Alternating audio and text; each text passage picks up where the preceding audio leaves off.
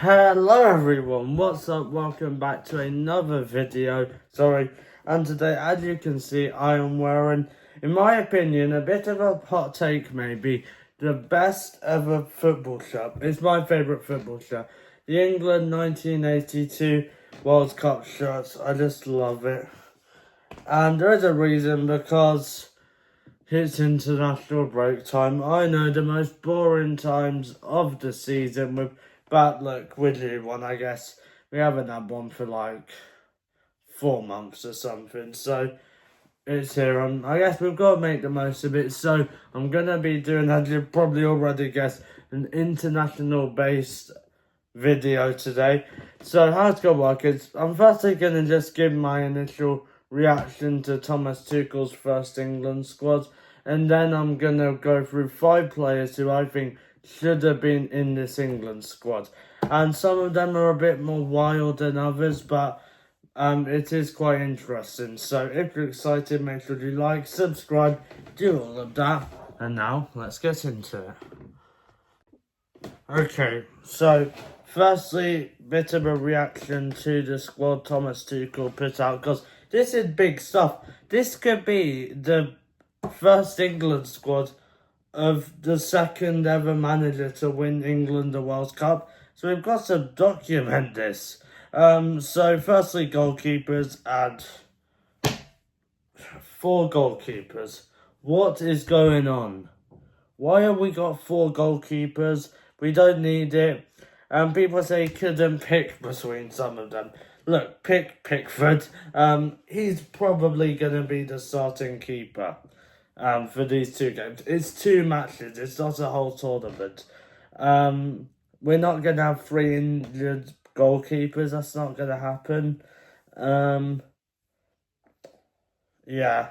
It's just so silly. I don't think that needed to happen. Not a great start. But happy to see an EFL inclusion in James Trafford there. Something Southgate didn't do, include the EFL. Defenders. Okay, so let's go through this. Dan Man, I wasn't too sure about, but he did get the goal for Newcastle, in the cup final on Sunday, so I'll roll with it. Levi Colwell, yeah, that's alright. Mark Wahey, yep, pretty textbook, understandable. Reece James, yeah, happy he's in there, and that's fine. Esri Condon, he's not been amazing recently, but I get it. Miles Lewis-Skelly, I'm really happy to see included in there. I wasn't sure if he was going to pick him. I thought he'd be a bit more safe with that, but I'm happy he did that. Tino Livramento, yeah, I mean, I can understand it. Like, obviously, I'm going to say players who I think should have been here, but okay. Gerald Kwanzaa, I'm not sure if he should be in there. I get it, but... And then, big one, Kyle Walker. What is he doing in the World Cups, not the World Cup squad, England squad in 2025? That's terrible, but I'll make my main point about him when we come on to another player. Midfielders, Bellingham, obviously. Eze, yeah, that's pretty clear. He should be in there. Jordan Henderson. Okay, so this is linked to Rashford as well.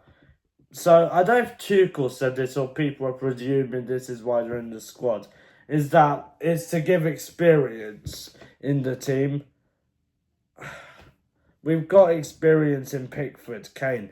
People have played in big tournaments. We don't need these players. What do you need? These players, neither of them are going to be good and at an appropriate age to be in the World Cup squad next year. What do you need are younger players who probably will be in that World Cup squad to get experience before the World Cup. So I think they're both nonsense. We continue. Curtis Jones, I wouldn't have included him. It says Cole Palmer. That's been switched out for Morgan Gibbs White. I was going to include Gibbs White on this, but obviously I'm not going to now because he's rightfully in it. But bit annoying that we had to have Palmer out for that to happen. And Declan Rice, yep, Morgan Rogers, happy to see. Jarrod Bowen, yep, these are attackers, so Phil Foden, yep, He hasn't been great, but yeah. Anthony Gordon, yeah, probably should start. Harry Kane, yeah. Marcus Rashford surprises me, because he's been alright at Villa, I guess, so I get it, but it surprises me. Then Solanke. I was shocked about Watkins not being in there, but I think he had a knock in the Champions League or something, so that's why he's not in there. Okay, on to the main bit of the video. Okay, so before I start, I've looked. The England under 21 squad is an absolute treasure trove. Like, yeah, treasure trove, yeah. I wasn't sure if I messed up that saying. But yeah, so most of the it might be all. I'm not sure if it's all, but most of the players I'm gonna mention here are actually on that squad. It's great. You've got some good EFL players like Dennis Kirkin in there. It's really good. But let's start with Jared Branthwaite. I don't think that will surprise many of you. The Everton defender. Yeah, he's just been really stand out for Everton this season. Look, he's got really good stats. You can look here. And he is one of those players who I've seen snubbed a lot by England. He really deserves to be a permanent fixture because he is really good. He's a great player, really good leader. Got quite vocal and he's only 22. He's really good and, like, as I said, he's the type of player who probably will be on that plane in just over a year. So I think they should be looking at giving him and others the experience before they really need it in the World Cup because he's been really good. He's a great centre half and he just really deserves that chance. And really, what more can he do? He's doing great for Everton. So hopefully soon he does get called up. Okay, next up we've got more of an attacking player. Yeah, I did point out, I did notice it's not a great balance as well in the England team, very attacking minded. But that's beside the point now. Ethan Nwaneri, I think he should be in there because he just really got he's great on the ball, great dribbler. He's been really good for Arsenal. To be honest, I was happy with Lewis Skelly, but I do think we have to be looking at getting both of those real Arsenal wonder kids in there because they're both really good players. And yeah, and it's good to have got a variety of positions in there because he's just so good. And I think he really deserves a chance. But again, I think it will come in time. I do think he's one for the future, but here we should be looking at calling him up, I'd say.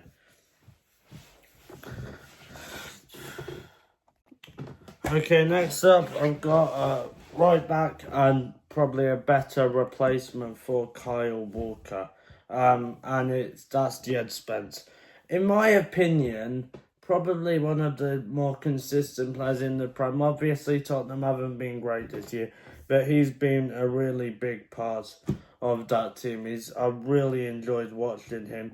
He's a great player, very agile, can really carry that ball, and I think he would have been a much better pick than Kyle Walker because he's definitely a player we have to be looking at being in that England squad for the World Cup in America and obviously Canada and Mexico.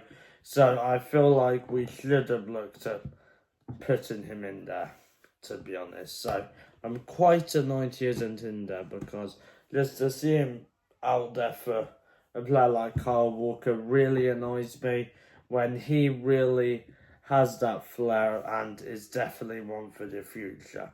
And he is 24, so it's not like he's too young or something. So I do think we had to look at him in there. But look, he got left out. There's a few who should be in there who aren't in there. And look, we just got to deal with it. But hopefully, again, he's in the next one.